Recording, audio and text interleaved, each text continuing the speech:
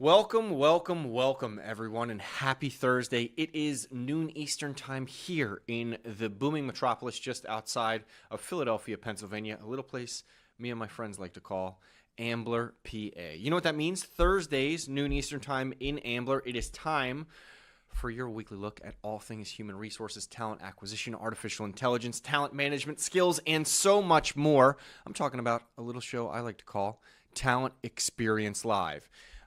We bring it to you every single Thursday. I am your host, Devin Foster, and it is proudly presented by the good folks here at Phenom, whose purpose is to help 1 billion find the right work. That is why we host this every Thursday, why we have a plethora of fantastic webinars for you to check out, why we have another fantastic podcast with Cliff Yurkowicz that airs every month on the first or second Monday. A new episode just dropped this past Monday with Cora Walker, so definitely check that one out if you haven't seen it yet. And it is also why we are at every single HR Tech event under the sun, included but not limiting to our flagship I Am Phenom, which was this past spring. We have an upcoming I Am Phenom in Europe, specifically in Paris, coming up in November, and then another one in India in December. So if you're in the area, definitely check those out. We'll also be in Las Vegas, Orlando, Austin, Texas, and everywhere else because we're at every single HR Tech event under the sun this fall. Head on over to our events page. But anyway, you may be thinking, Devin, that's all great. You guys have podcasts, you have webinars, you're at HR Tech events, you've got fantastic technology. How do you truly help 1 billion find the right work? And the answer is quite simple. We do it through our applied artificial intelligence experience platform, which helps candidate find the right fit faster, employees evolve in their current roles and beyond, recruiters achieve next level productivity and efficiency, and managers, well, they get to build better teams through data automation and analytics. So if any of this interests you at all, run, don't walk to phenom.com immediately following the program to learn more. Of course, like, follow, and subscribe everything on our socials in the meantime. But we have a very, very, very special episode for you today. I had the pleasure of sitting down with a couple folks over at PossibleWorks, and I was joined by Ankur Gupta, and we talked about really the skills revolution and how PossibleWorks is changing the game when it comes to their technology with real-time performance reviews, what the future of skills look like, how to remove some of those manual and mundane tasks from your workflows, and really understand your employees, what they can bring to the table, even if it isn't something that they are working on a daily basis. Overall, it is tracking growth, it is where work happens, and it is the future of skills-based performance. So without any further hesitation, please enjoy this conversation with me and Ankur. It was a fun one. We had a good time. Made a couple jokes. Obviously, the metaphors and similes were flowing like the salmon of Capistrano. But in the meantime, after this, don't forget to like, follow, and subscribe. Here is myself and Ankur talking all about the future of skills and artificial intelligence.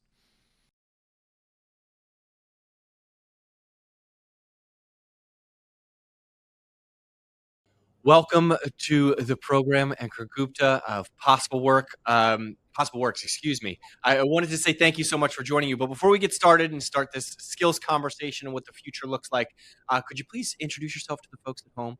Let them know where you're from and what you do over at PossibleWorks. Absolutely, and thank you, Devin, for inviting me on this podcast. I represent PossibleWorks. My name is Ankur Gupta. I'm a Chief Growth Officer at PossibleWorks. I had 25 odd years of experience in the industry, and out of which the last 20 years has been in the HR tech. And a lot more in the skilling and this area. So this is a very, very passionate area for me to talk about. I've obviously seen Phenom growth over a period of time. Have been watching. As come to PossibleWorks, PossibleWorks is a performance intelligence platform in the flow of the work.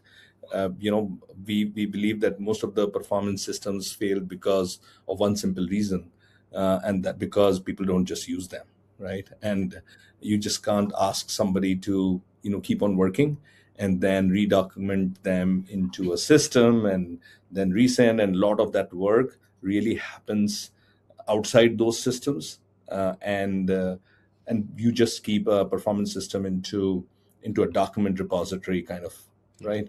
So we kind of flip that model. Instead of really creating more prettier forms or having those workflows and and annual reviews, we start really reading the real signals, which is coming out of the work, uh, coming from system of work or system of collaborations, and that turn into really the live skills and the performance intelligence. So we can talk a lot more about this, but yes, we are very skill driven. We are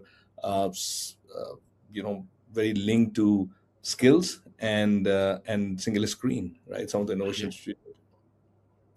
Yeah, no, excited to hop into the skills conversation. I know it has been a very hot topic in the industry for the past few years. Maybe it took a backseat to AI over the past year or 6 months, but I think the two go hand in hand, and we'll get into that. First, before we do, I want to ask you, why did you bet on skills when it comes to performance management? Typically, when looking at how an organization is performing, we look at things like titles, like their roles, how they're growing within their company, their tenure.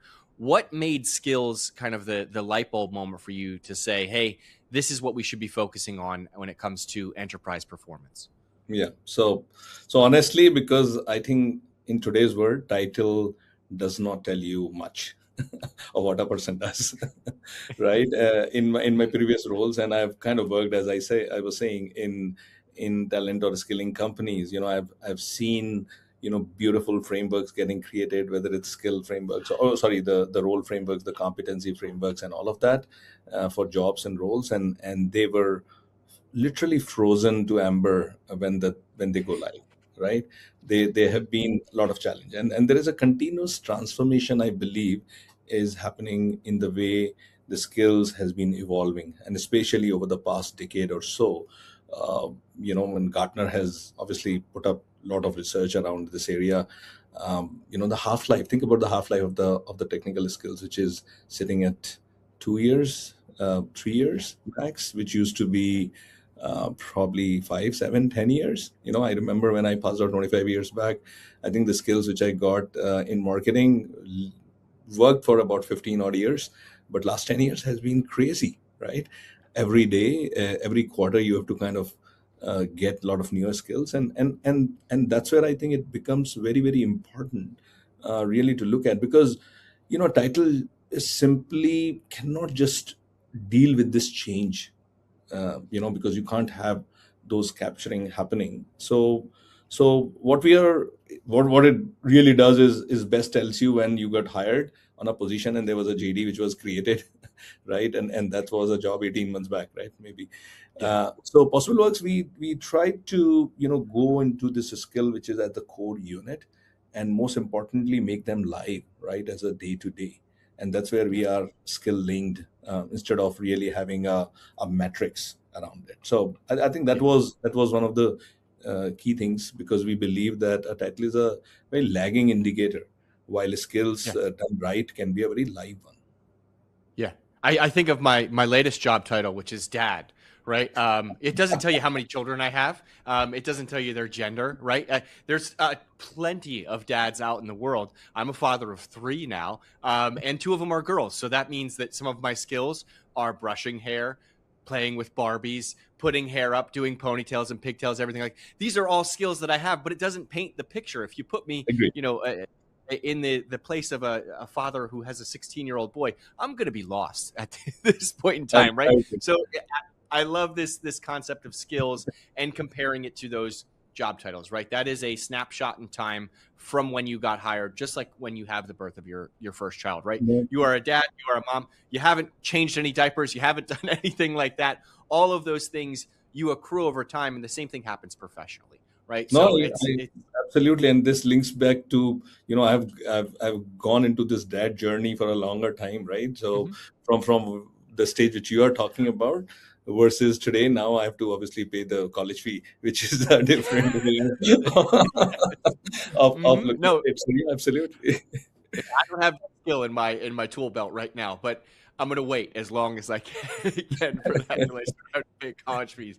Um, Obviously, we kid about this, but it's certainly a serious subject, and one of the ways that it is very serious is when it comes to performance management. A lot of times this happens annually, a few times quarterly, and sometimes semi-annually, where a manager takes a look at what their employee has actually done, what they've brought to the table. And a lot of things weigh into this. It's compensation, it's that next promotion, it is responsibilities if you're going to add members to your team, things like that. But I think it's safe to say that it's been broken for years. Why is AI plus the shift to a skills economy finally forcing real change around it? I can't tell you how many times it's been annual review time for me, and it's more of an inconvenience where I'm like, great, I have to fill out this paperwork. I have to remember everything that I did this year, where my areas of opportunity are, my strengths, weaknesses, all of this. It is something that I don't think employees look forward to, where with what we're talking about with skills and AI, it can be, right? We can fix this issue and really benefit both the organization and the employees. Yeah, no, I agree. And let me tell you a very small story. Annie, this was my first job at IDC, International Data Corporation, and first day of the job, me and my manager sat, and we had a couple of those colored papers, and we wrote some 5 things of what I'm supposed to do. One copy went to HR, one copy was with my manager, and one copy gone way back into my drawer, which I never looked at, right? And after 6 months, my manager called. It's a review time. And there was a things which we discussed, right? There was a sheet which you have that pink color, not that pink color, right? And I said, which one? And I then pulled it over. The good news was that at least me and my manager were synced up, and we did most of the things, and I got promoted in the first 6 months. Yeah. But think about it that we never really looked at it, right? Mhm. And I never looked at it. Maybe I'm sure HR was not looking at it. They only looked at it. Right, but over this year, what I think the realization is that lot of times performance management tools have been fixing the wrong things. If you look at, they are kind of coming up with a new form or a new framework or a prettier review, or I can get this workflow much easier, and now it can work on mobile and things like that, right? But we all know, and I think the Deloitte's latest last year report was showing that 61% of the managers and I think 70% plus of employees don't trust their performance processes itself, right? And I think these are some of the things when we were looking at building up PossibleWorks, really start getting into that what really is broken. And I think AI came surely very, very handy, I would say, because the problem is in the foundation, right? And that cracks in the foundation is the adoption, really. So you cannot ask people to get the job done and get these whole filling done and stuff like that, which you kind of explained, right? That filling the form is not easy, and it's not a comfortable situation when you rate somebody or you get rated in a human interface, right?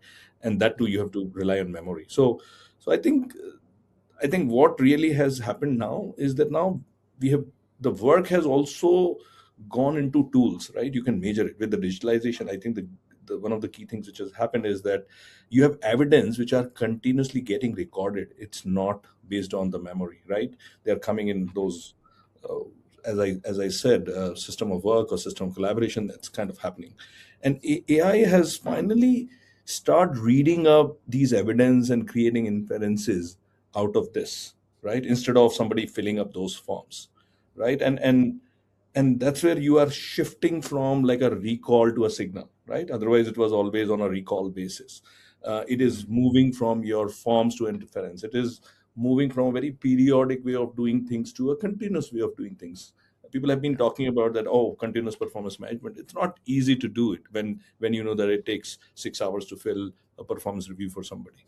So I think people were trying to uh, you know automate that whole paperwork, but Mhm. we kind of deleted that whole reason of why you need to fill.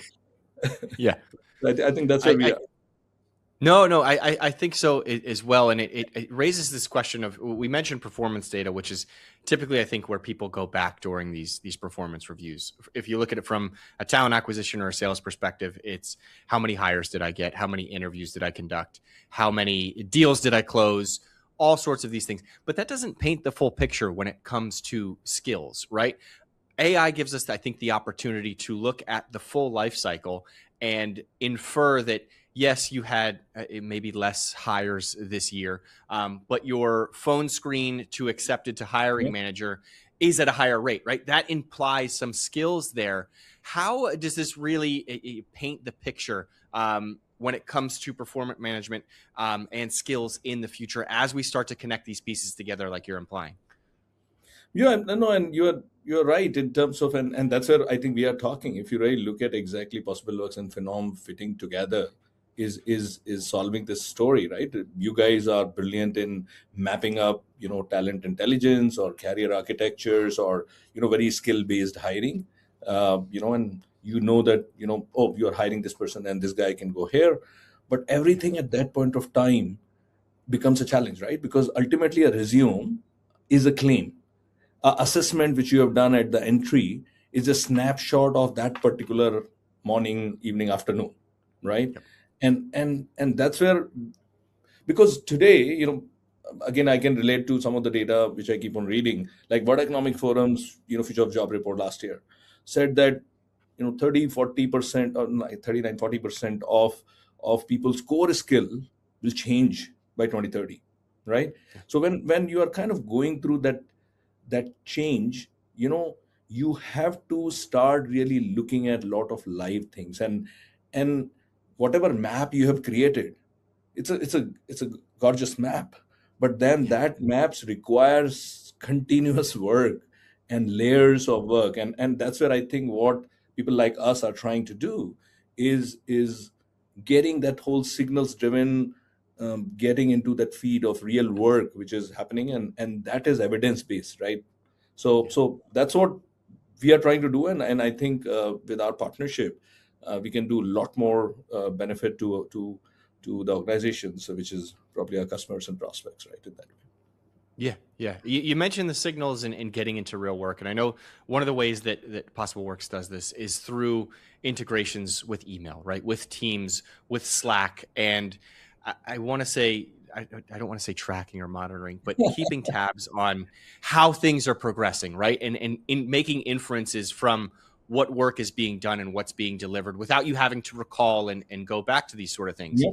It raises a question that I'm sure everyone has, right?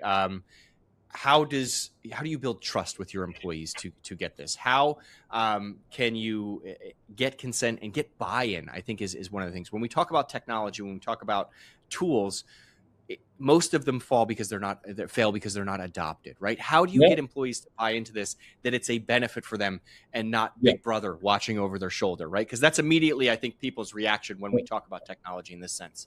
Absolutely, and completely agree with you, because I think there are enough times in the past where people have done all of those tools of capturing up every screen time, every click, and people have figured out ways to go away with that, for sure.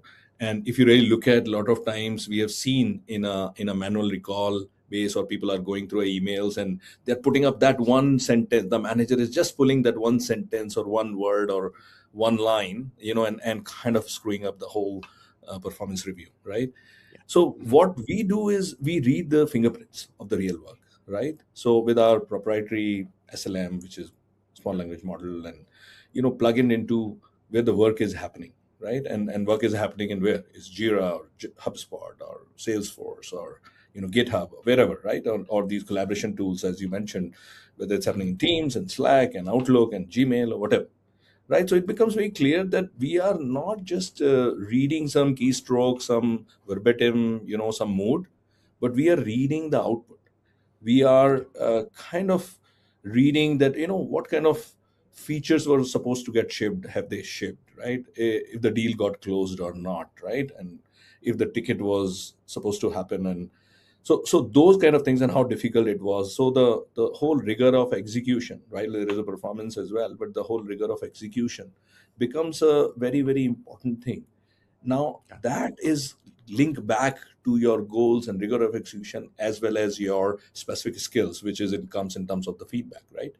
So there is a difference between just reading that verbatim, versus really seeing that how many times things are happening or slipping, and how many times a manager is saying, oh, you're supposed to do this, you're not done this, right, which means that there is a challenge in terms of particular skill or a Yeah. language or whatever, right? So those are the things which we look at, which uh, and that all goes into the engine, right? And that does not kind of come up as an individual. So we are not monitoring in that way. We are reading, inferring, and then getting it in the right format.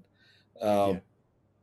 and I think that becomes very, very important, and that's the hurt, because most of the current vendors are really rating a performance. I think we are kind of diagnosing uh, uh, the capabilities, right? And what are the issues and what are the skills kind of challenges coming in. So I think that's the difference. No, no, I think that's a key point, and I wanted to point out another thought that popped into my head as you were explaining that is I liken it to speed cameras or something along those lines, right? It's not built to slow you down or give you a ticket. It's built to make the roads safer. It's built Mhm. to have everyone around you get from point A to point B safely. And if you speed often or whatever, you may have gotten away with it a few times, but eventually you're going to get caught, right? That is what happens. It's the Yeah. same thing with sales or recruiting. I'm sure that there's a part of our audience where they've had that colleague who's dialed the fake phone number or whatever it may be in order to hit Mhm. their goal. At the Yeah. end of the day, that's not going to help them, right? That's Yeah. hindering their career. With some of the fingerprints that you're tracking, some of these signals that you're getting, maybe you're able to identify that a little bit earlier and coach an employee, right? Say, hey, Absolutely. like I noticed this person isn't getting back to you. It's not to try and catch an individual or showcase that they're not doing work. It's to make their career more fruitful, to help them in the long term hone in on some of those skills that may not be recognized from a performance review, and really progress them over time, right? In the same way that speed cameras are meant to make the roads safer. I don't think any cop enjoys writing tickets. If they do, Yeah. we could have a word offline about that, but you get the idea. And one of the key ways that I think PeopleWorks has a differentiator from this is you mentioned building directly in the tools that they already use. They're not logging into a separate system. They're not uploading data. They're not tracking all of the tickets that they've submitted and showcasing them for analysis. It's already there, right? They're continuing their work. What does this do, and why did you come on this philosophy? How does it improve adoption overall? Yeah. No, I think before I address the philosophy question, I also see that systems like these is also bring a lot of transparency, right? And when I say transparency, because the manager and the employee are seeing the same thing, the same evidences, right?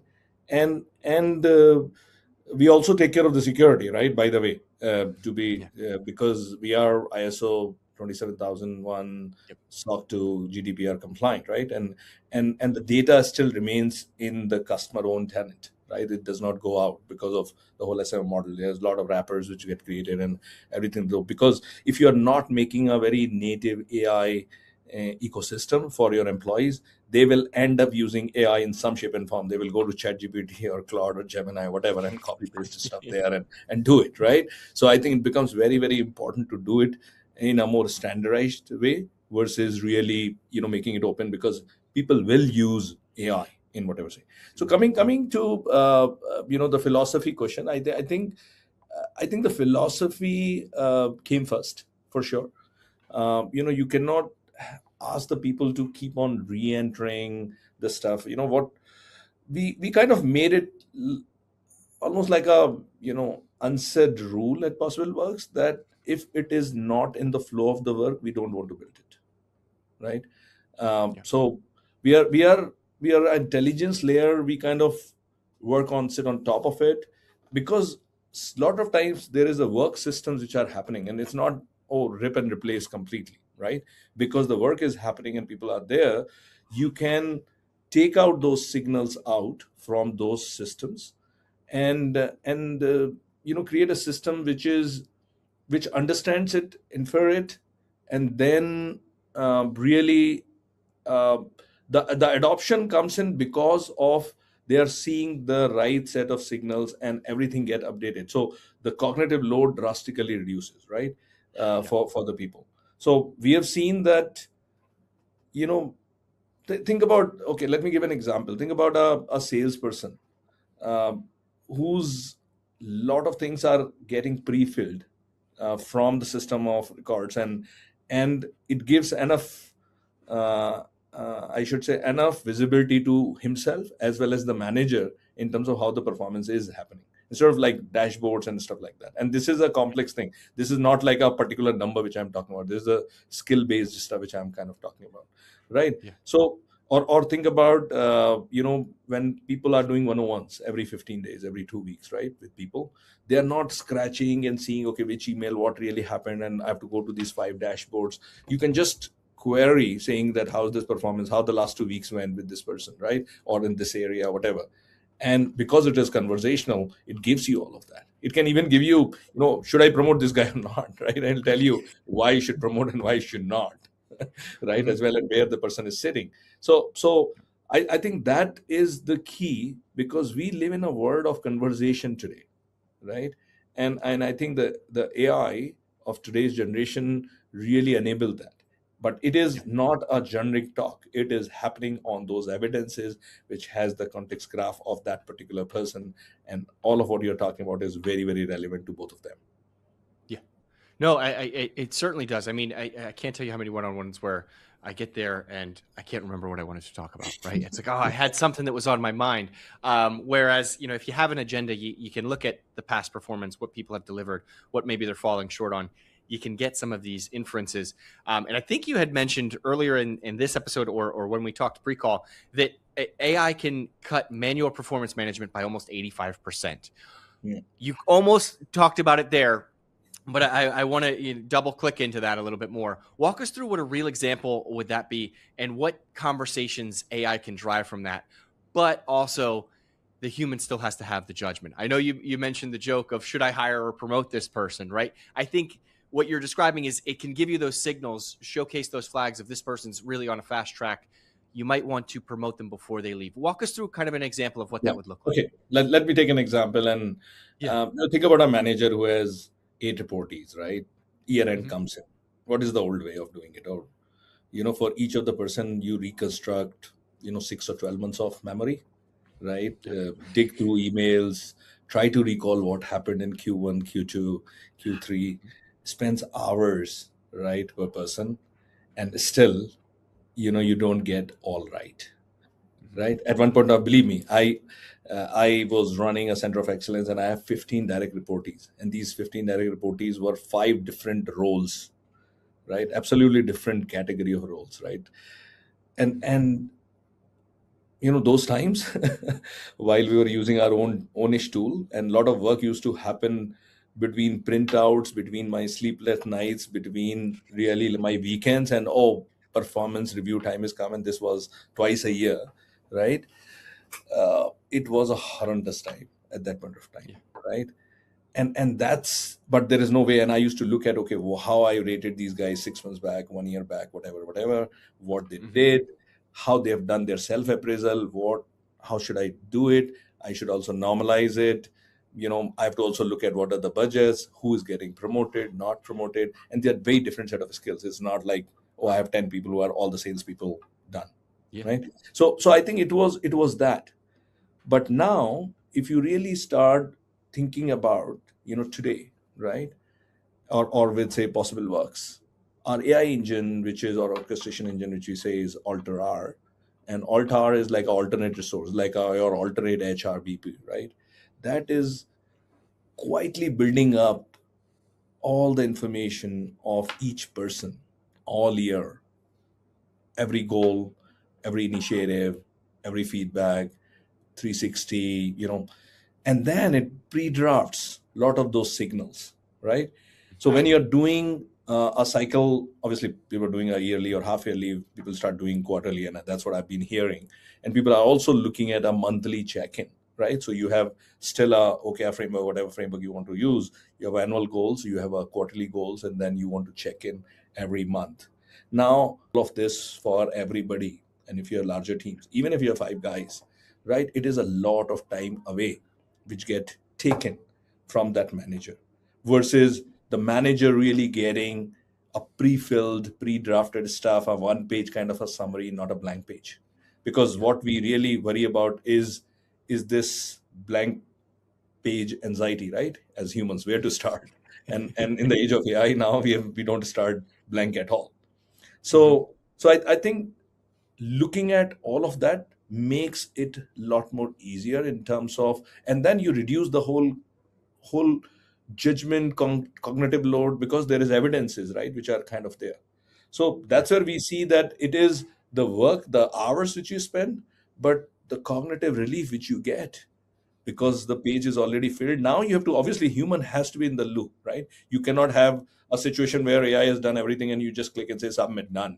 No, I don't think that that is even right. So, uh, but that 15% of that energy or whatever has to be spent on really looking at a lot of that, and really looking at those human side of it, the conversation, the coaching. You know, you don't want to replace a judgment. We never want to replace a judgment. But Hmm. we want to give a lot of enough information for that manager or the person to rate the team, right, in that Yeah. way. No, I, and I, it's. Oh, I cut you off. Did you have more to say? no, no, all good. No, no, I couldn't get the idea out of my mouth fast enough, Ankur. No, the thought that immediately popped into my mind. I have a 3-month-old baby boy, right? I mentioned the dad thing here. I was out of the office for a few weeks there when he was first born. If we're leaving all of this up to AI, I don't think I mentioned in emails that I had a newborn baby. I didn't think I mentioned that in Slacks too frequently or anything like that. AI, when left on its own capabilities, could infer that my performance dipped, that I didn't do any work for that entire month, right? And it takes that human judgment, that human conversation Yeah. from a manager to an employee where you can start to talk about these sort of things, especially when we get into the conversations of, what may be going on, in their personal lives. If there's, a sick family member or something along those lines, all of those things, at the end of the day, we're working with humans, is what we use for one another. You can get these signals. You can start maybe identify if there's questions that need to be asked during those monthly check-ins, right? It's, hey, notice your performance started to dip. Is everything okay? Is there something going on? Is there anything that we can help with? And that brings the human relationship back into it, which I think is why we're all here, right? We're all in human Absolutely. resources, is to Yeah. have these conversations. So no, it's super exciting, and I really appreciate that workflow that you're mentioning, and how it really does dip down on all of those manual tasks where you're trying to think of something that happened in Q1. It wasn't one of the big projects, but you remember having a conversation on it. And now your mind's running. You're losing sleep at night, as you mentioned. All of these things, when you can start to have these human conversations again. All of this is wonderful, but it also happens in real time, right? We're Yeah. talking about weekly, biweekly check-ins. What does all of this real-time skills data truly do for, let's say, a manager on a Thursday afternoon, and what kind of advantages do they get by leveraging it from that standpoint? Okay. So let's take a real Thursday. What is Yep. today? Today is a Thursday. Yeah, today is a Yeah, Thursday. today It's is not Thursday. afternoon here. It's not afternoon. It's a pretty late night here. Mm-hmm. Yeah, but look at that, right? Think about it, that a manager is having a feeling or a nagging feeling of maybe a project is slipping, or I have no data, or then I start really doing micromanagement. I start, oh, what is the status, and those kind of things, and you wait, and believe me, I think those are the challenges which people go through, right? Versus really a new Thursday, where you open up a screen, you see the execution health, you see how people are, what they have been performed, where the project has been, and maybe that initiative got stuck for that many days, or is there a deal, or there is a rep whose that many deals are slipping and just shifted, right? So when you start really getting a lot of that, or sometimes you look at, oh, this is an engineer, or is there a how many tickets, because you have to also start really thinking about the whole execution capabilities of people, that are they just taking one or two initiatives and just completing 100% of it, or are they really taking 10 or the hardest thing and they are able to do 9 out of 10, right? Which one which one is better, and who needs to be coached, right? Who needs to be, so a lot of this really get flagged through the whole ultra AI, which I was kind of talked about, right? And then on that afternoon you can have a great conversation with all these three different type of people, right? Whether somebody is doing the amazing work versus somebody is doing, and you need to have to, bury yourself with your own thoughts and memory and cognitive load. So I think that's what we have been able to achieve. So you are moving or shifting from a very evaluation-ish mindset to a enablement mindset. And I think that becomes so important to build a culture of high performance, to build a culture of learning, to be, you know employee engagement, things like that. So I would say that is what it does. And you then go into a mode of, I should say, from an interrogation to really a coach, right? Yeah. Hmm. Otherwise, you have been interrogating a butler on that older Thursday, right? Versus, oh, I'm Yeah. here to enable you because I know what you are slipping and where the problem is and what is the skill Hmm. challenge is, and you should take this course or whatever, right? So I Yeah. think that's the imagery of Thursday, uh, which I feel, and Yeah. and that can No. be real, absolutely, right? That Yeah. is, I'm living Yeah. that, because now I obviously use our own platform, so Yeah. whatever we. Yes, yes. Right from the horse's mouth, you're able to tell these real stories. One of the things that really jumped out at me there is a project management, where you're asking for updates from employees. They're filling out spreadsheets. Some of them could be true, some of them not be true. If you're getting this real time, data performance, as you mentioned, you can catch some of those areas of slipping. And then I want to ask you the next part of that question. I think the future of work is starting to look more and more like these hybrid athletes, if you will, Mhm. but from an employee perspective. People that aren't just bringing one skill or one job title to the workforce, but they're able to do a plethora of different things with the assistance of AI. When we talk about this, how can the idea of hidden skills really Mhm. help? I think it's a huge gap where we hire folks for one particular role, ask them to do that, and then don't find out what else they're doing. You mentioned a scenario where a rep is slipping, some tickets need to be filled in. There's, a project manager or a product manager is on vacation, and you have to, patch some piece of code in order for a customer to get their product running correctly. How do these hidden skills come into play? And is this real-time data that we're getting able to bridge this gap that I think has been around for a very long time? Could not agree more, right? I think the gap is huge, right? And especially in today's world, because it is kind of baked into the old design of the way we have created those orgs, right? As well, right? Most companies have captured skills at maybe a couple of moments, right? A day when you get hired, a day when your review is happening, right? And both of them are self-declared, to be very, very frank, right? Yes, there is some evidences which you show, and that's kind of captured through a memory by a manager. But I think it is a lot more self-discovery, self-declaration, right? Everything you learn in between or whatever is happening is actually hidden, right?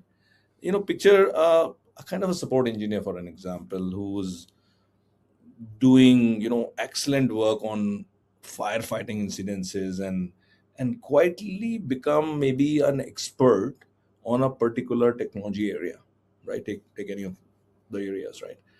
Agentic AI to be not that long, but yeah, somebody who has kind of gone, and I'm seeing, in my teams in marketing and sales, people are really going. They're not a coder, and I'm not a coder in my life, but I do Cloud Code, and my team is building up, engines through Cloud Code, which are doing most of the work, right? 4 hours of work, and I get those reports. So think about those, that those are the skills which are kind of now nowhere in the system you capture that, right? And the system don't say it.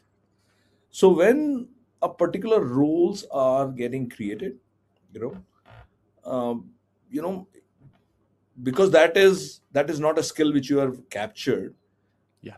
it becomes very, very tough, right? And it's always expensive to hire new resources, and then the person feels little bad because that person has built those skills and Hmm. not even got considered for a role which he could have done, right? Yes. Because of the hidden skills which, so I think this is exactly what we are trying to solve also in terms of the skill linkage.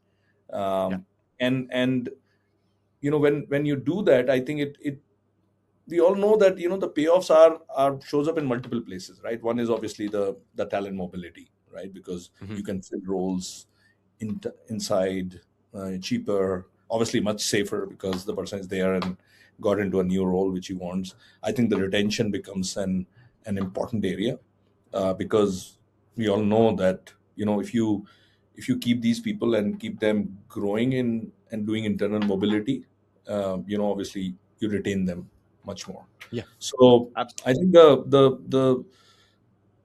I think the uncomfortable truth, if if I can say, is that people rarely quit because there is no ladder, right?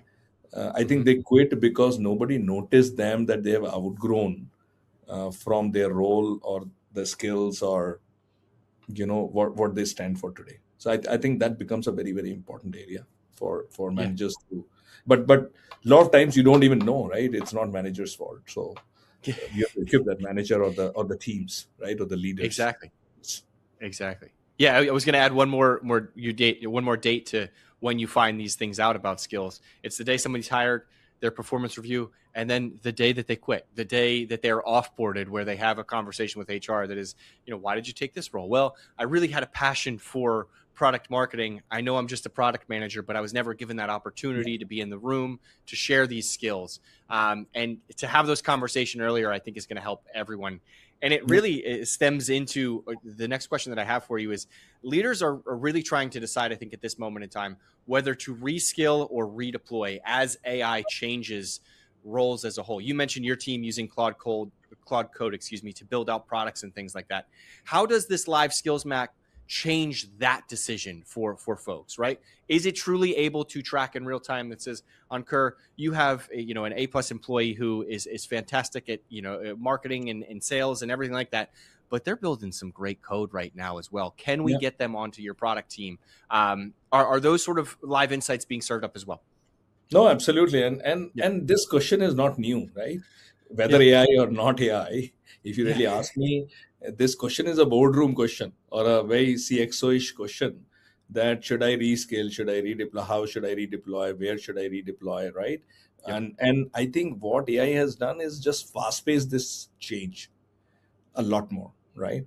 Yep. Because you know we all know that, I think, again, sorry, I keep on remembering a lot of data because I keep on reading stuff, but I think World Economic Forum did predicted by 2030 the same report that there is some 92 million roles which are going away because of AI, right? And a lot of them are the entry level roles, but then 170 million roles are really getting added now.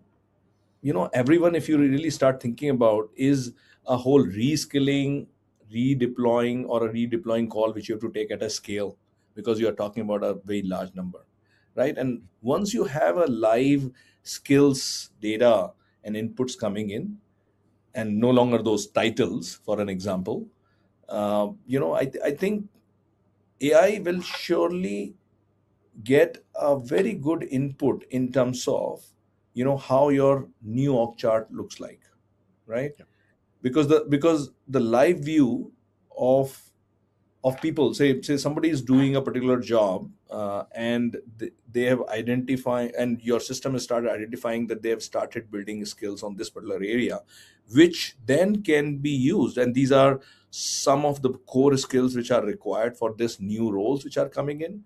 And Mhm. then you have adjacency skills which can add it up on top of it, because you still need, for becoming a prompt engineer, you have to have very high creative skills, right? Yeah. Creative Mhm. thinking, Yeah. right? Now creative thinking is I don't think that got taught it in my school or college.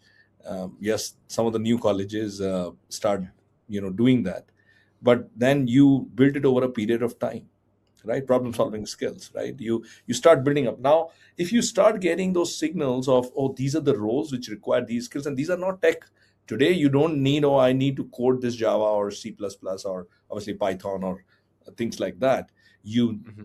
I'm a firm believer now that if you are a English major, you can actually build a much better application or a website developed than a hardcore software engineer, right? Because that guy can't communicate that well, Hmm. unfortunately, and especially in Yeah. this part of the world, right? Hmm. So so you have to know. So now you're adjusting. So the redeployment overall from a capability perspective still exists, but then you have to still identify that these are the kind of skills which you have. These are the addition of skills, and that's where I think this whole decision of reskilling and redeploying becomes an important, because we know that there are a lot of roles. Yes, there is a dip which is happening. Hmm.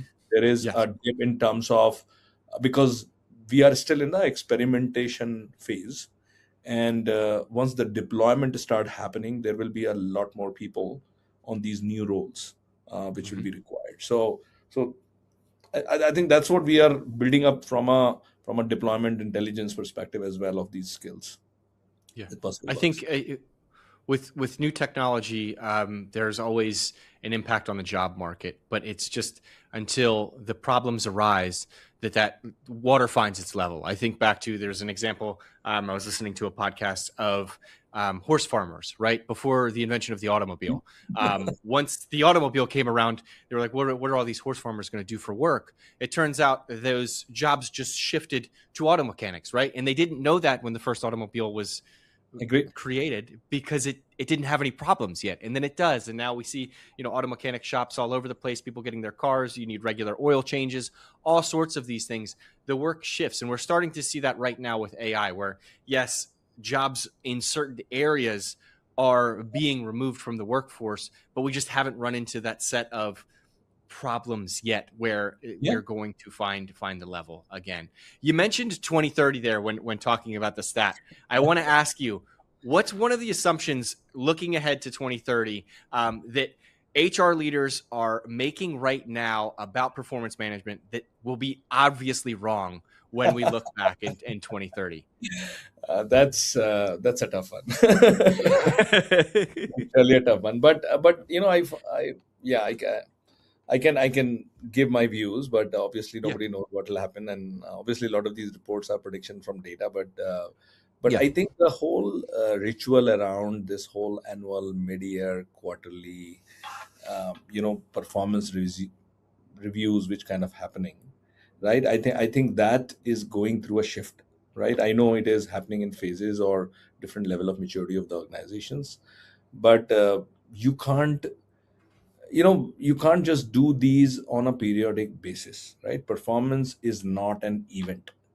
I think over the last 20 years of performance management, we have always treated as performance management equivalent to performance review, and performance review is an event. And I think that is, while it is a continuous stream, right? So people are still figuring this out, and while it's the talk about continuous performance management start happening, I think the right now, because of I think the advancement in the AI, the first time the technology exists which can read through the data on a real time basis, right, and make sense out of it, right? The deeper assumption is that one has to really you know go into a system and record it. I think those days are gone, right? People don't want to, but while a large population of the people are still doing it in some shape and form, I believe that becomes an very important stuff. And how much people are able to do it, I think it's a very phased manner. But I think system exists, but can you really get it all going? And obviously with AI, the guardrails, the hallucinations, and all of it, and what role um, you know people will play, and then the HR will play, right? Yeah. Is an important. But I think the whole shift is, I personally, the whole shift is happening from that evaluation to enablement, which I was talking about. Or, Hmm. you know, it's not performance what you prepare for, but I think performance continuously happens, Yeah. right? And treating it the old way might not work. While I'm sure lot of HR folks will still be thinking about how to do it, and whether we need to even do it right that way. Yeah. No, and if it's looked at as closely as it can be on a daily basis in real time, it changes the conversation, right? It's less of a review of performance and more of a stat sheet, right? Because you've been coached throughout the year to work towards goals. I have a goal this year to run 1,000 miles. If I was to look at that on a quarterly basis and not track my miles per day every day, I would be lost. And then it's a surprise when you're in that conversation of, oh, I'm 150 miles off pace. Same thing with I think of Spotify Wrapped and things like that, where Agree. you don't track those things daily. It just gives you the stats at the end of the year, and it says you've run 2.66 miles every day for a year. You've achieved 1,000 or whatever it may be. It enables folks to stress less on the outliers and have real action items on a daily basis as opposed to being overwhelmed on a quarterly or annual basis. Yeah, and whatever you do, towards those, if you do a course correction, it Hmm. becomes a lot more easier, right? But you have to Yeah. give that power and the data or the intelligence to these people. Otherwise, and it should be seamless within the flow of the work itself, right? It cannot be another system sitting somewhere and you have to go and look at it and, oh, go to this report to do this stuff, right? Yeah. It has to be part of what you do. It's real-time GPS for you, right? Yeah. You're no longer printing out directions on MapQuest and you missed an exit, Oh, you're 30 miles down the road, you have to turn around. It's, believe hey, me. take this next right. My early days in, I think, in 2000, 2002 to 2004 in US, when I used to visit, obviously I used to rent a car, Mhm. and I used to Yeah. print some of the Oh, Google yeah. Maps, right? And sometimes, I've always assumption that there are four roads on a circle, right? Mhm. And there were five, so I took something, and I'm just keep on, oh, where Yep. this is all Bay Area. So yes, I came back all the way back to my office and then said start again. Yeah. No, and it's you look at it. Then if you catch it early enough, then you have to invert things. It's instead of going north, you have to Oh go south. wow. It was a I, mess back in the day, but yes, yeah. Thankfully, we have GPS, and now we're hopefully applying it to human resources when it comes to their performance yeah, management and things and like and that. and that Now, was that was I think in my early days of saving that $15 rental on my rental car of the GPS device, right? Believe me, because I was exactly. there for like 15 days. I said 15, it is a lot of money. Why I need that? Mm-hmm. I know a lot of Yep. these places. Sometimes I need to go here and there, which I'll print a Google map. Exactly, exactly. Time is money at the end of the day, and you got to get there on time. Yeah. Speaking of which, for a company that is has recognized their system right now as it stands is broken, this is an overwhelming conversation, right, for them to listen to. I think they would probably agree with a lot of the points we're making, a lot of the future state items. But where do they start? How do they typically get the ball rolling when it comes to this? Because it truly is like moving, a giant tanker ship. They have to Yeah. change everything in their systems and how they do things. Where can they start, Ankur? So first of all, I would say it's not a giant move because it's not a rip and replace kind of thing, right? Okay. It is Yeah. much easier, I would say. But first move is that don't start with the review process, right, or changing the review process. And I think that is what people have done a lot more times. That, or let me change this platform, or let me change this stuff, right? You have to start with where the signals are coming, right? What is the most important thing for you, where these signals are, and do you have the right signals? Sometimes people in a smaller companies don't even are creating the signals, right? So you need the signals to happen, generate, and pick up the biggest problem, the challenging theme. While this is a system which goes enterprise wide, right? But sometimes you have to really look at which of these tools are not working, which are these teams, which are the biggest challenges, and let people like us quietly capture lot of this for a cycle and let people watch their own evidence and build up, right? Because it does two things. One, it builds trust, because employees start seeing that data is working for them, right? And whether it's the employee and whether it's the manager itself, right? And then you start seeing the true picture before you really start changing a whole change of, oh, let me change this all. But what we have started seeing is that we even see that, a lot of times you have to start where the pain is the sharpest. And we have seen in organizations where we have been working with that, oh, if there is a large sales team, for an insurance company, and that's where the biggest pain is, and that's where they want to kind of monitor the continuous performance and a course correction, which is a lot more required, much faster, right? So I think you have to start with that.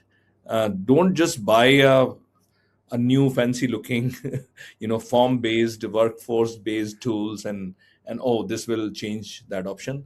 I think there is a whole category failure, versus really making the performance management tools prettier in that way. So Yeah. I would say that way, because you have to fundamentally look at different things. And I quote here Josh Person. I was in Transform, or Unleash, one of these events in US earlier this year. And Josh said that, and he was talking about Vimeo, right? And he said that, last 30, 40, 50 years, I think the car companies have been focused on building up a lot of tools or assistance to the driver, right? In terms of, oh, we can do this ADAS, we can do this automated light, automated wiper, all of that, gears, stuff like that. and Yeah. and now Vimeo comes, who replaces the driver itself. Now, lot of the things which was done to even help the driver still get used, but you have to fundamentally look at very differently, that why I need a driver. The car has to go from here to here, other than the driving pleasure which somebody needs to have, right? That's a different story. Yes. Right, but for a Mhm. driver, you don't need a driver. I want to work, and I want to go from this point to that point, and the car can take me, right? And there is Yeah. enough technology to do so.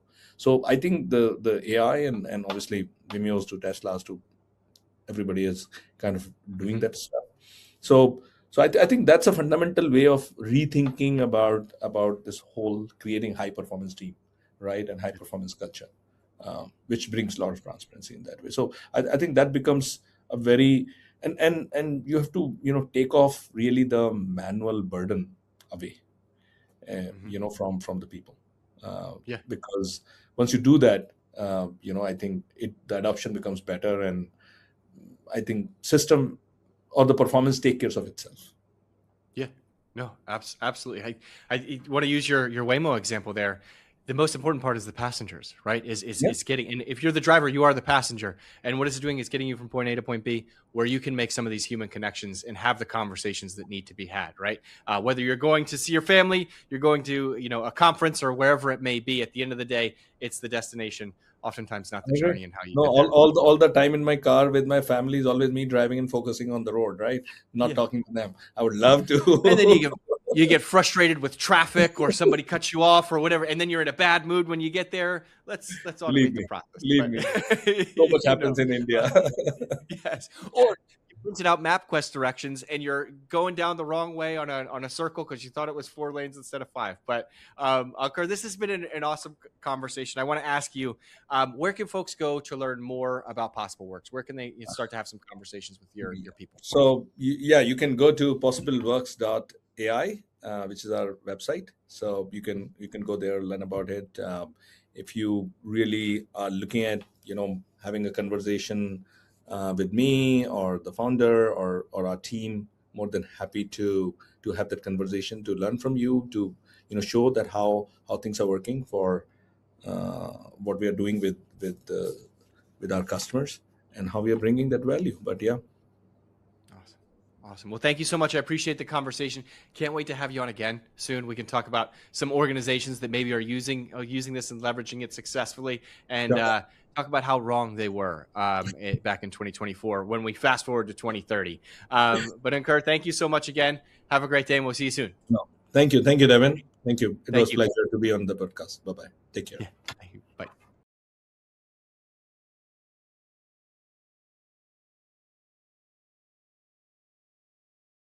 Ankur, thank you so much once again for joining me.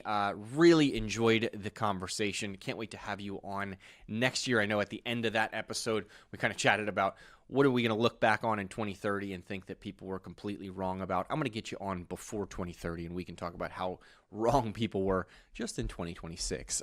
It was a pleasure having a conversation with you. As he mentioned, you can all find information about PossibleWorks at their website. Look them up on LinkedIn, do the whole nine. But in the meantime, I want to thank all of you for tuning in. I hope everyone has a safe, happy, and healthy weekend. And I cannot wait to see you next Thursday because we do this every damn Thursday. Enjoy the weekend. Preseason football starts tomorrow, so enjoy that as well. Take the Jets money line. They're dogs in the preseason. Everyone have a safe, happy, and healthy weekend. We'll see you next week. Thanks.